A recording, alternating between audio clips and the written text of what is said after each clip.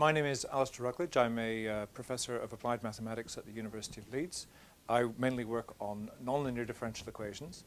And in this podcast, I'd like to talk about second-order linear inhomogeneous equations. And this is intended to follow on from a podcast on second-order linear homogeneous differential equations.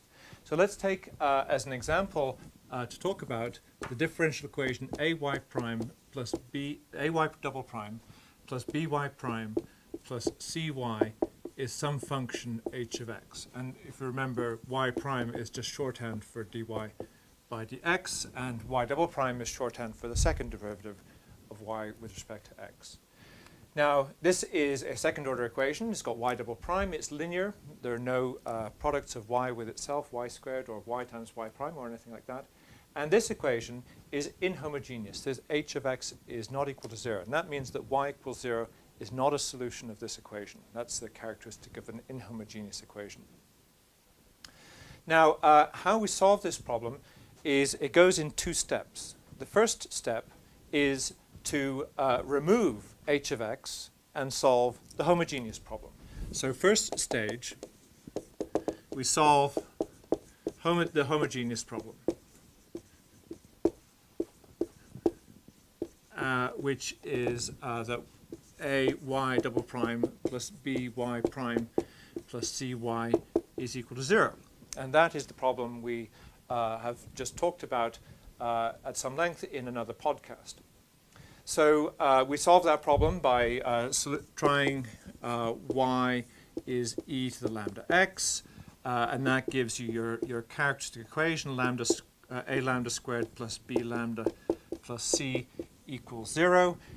We remember that there are three possibilities. Either this equation has two real distinct roots, or it has a single real repeated root, or it has it has two complex roots. And there are three different solutions that we can write down. So in the case where b squared minus 4ac is positive, we get y is c1 e to the lambda 1x plus c2 e to the lambda 2x. In the case where b squared minus 4ac is equal to 0, so this case has two real roots that are distinct. Those are lambda 1 and lambda 2. In this case has y is c2x plus c1 e to the lambda x, where lambda is the one real root that you get in the case where b squared minus 4ac is equal to 0. And the third case is b squared minus 4ac is negative, in which case you get y is e to the px times, say, c1 cosine qx plus c2 sine qx, where the roots are lambda is p plus or minus iq. So those are the three cases we did. And that's the first step. So at the end of the first step, you've got a solution for the homogeneous problem. And in fact, that solution gets a name. It's called the complementary function. So I'm going to call these YCF, CF for complementary function. So the second step of this process is to say, what about h? What are we going to do with h? So, and that is the main topic for this podcast. So the thing to do with the h, this function on the right-hand side, it's not an unknown function. It's known. It's given to us as part of the problem. But what we do is we look at all the different parts of it, and we ask, are any of these parts of h in the complementary function or not? And you treat those two cases differently. So the second step is we find a another function y, which is going to be called the particular integral, and this depends on h of x. Okay, so how do we go about it? Well, the best thing to do is to start with an example. So for example, supposing h of x was, say, 3x plus 4. plus, say, 2e to the minus 2x plus, say, sine x. Okay, that could be an h that could be given to you as part of a problem. And we notice that this is made up of 3 different kinds of functions. And in general, what you'd do is you'd take your h and you'd look at it and see, well, what kinds of things are in there. This is a sum of 3 different kinds of functions. There's a 3x plus 4, which is a polynomial, a first-degree polynomial in x. There is a e to the minus 2x, which is an exponential.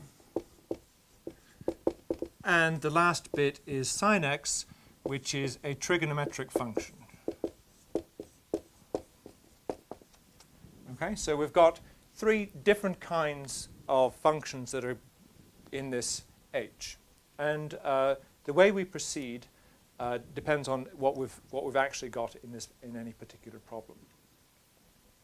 So the question you ask is, for each of these, can we think of a sort of general version of that function? So for each part of h,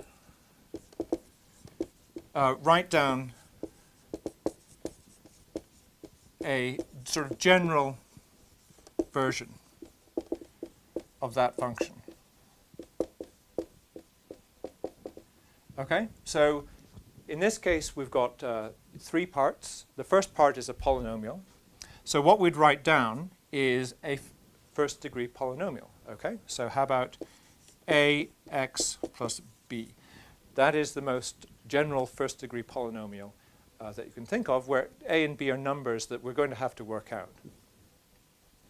The second part here is an exponential. That is something times e to the minus 2x. So let us write down the most general exponential we can think of. But it's going to be the same exponential as this one. It's going to be e to the minus 2x. But it's going to be more general in the sense that there's an arbitrary number multiplying it out front. So there's d e to the minus 2x. The third thing the third part of h is a trigonometric function, sine x.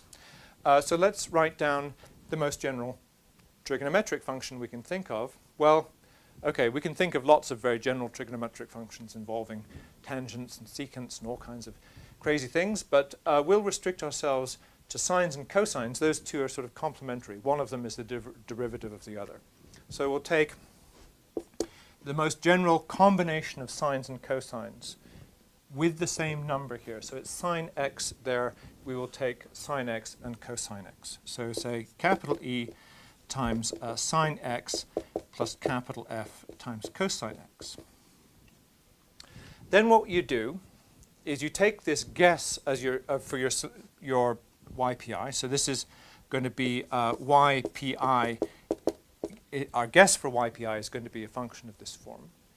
You put it into your differential equation, and you try to find values of a, b, d, e, and f that make it work. And then you might ask, why have I missed out c? And the answer is, of course, well, we've used c already in our complementary function for the arbitrary constants. So these constants here are different from the c1 and c2 that we had in our complementary function. Those c1 and c2 really are arbitrary constants. Any number will do. These ones are not arbitrary. Only certain numbers will work. And to find out which numbers work, we have to substitute this into the differential equation and figure it out. Now, where you get into trouble is what happens if, when you substitute this function, this guess into your solution, what happens if part of this guess is a complementary function? What that means is part of that guess satisfies ay double prime plus by prime plus cy equals 0. So, for example, that could happen with this exponential, and I'll give you an example in a moment where it does happen with that exponential. Then that term then completely drops out, and you'll see that happen in a moment.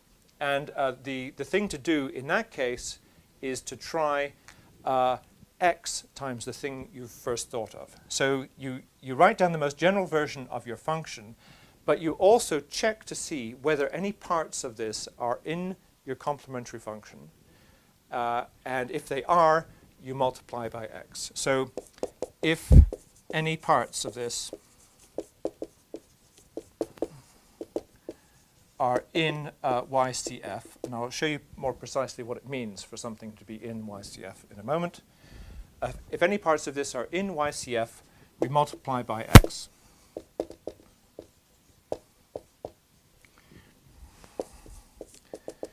Okay, so we take that thing that the function that we first thought of, and we multiply it by x.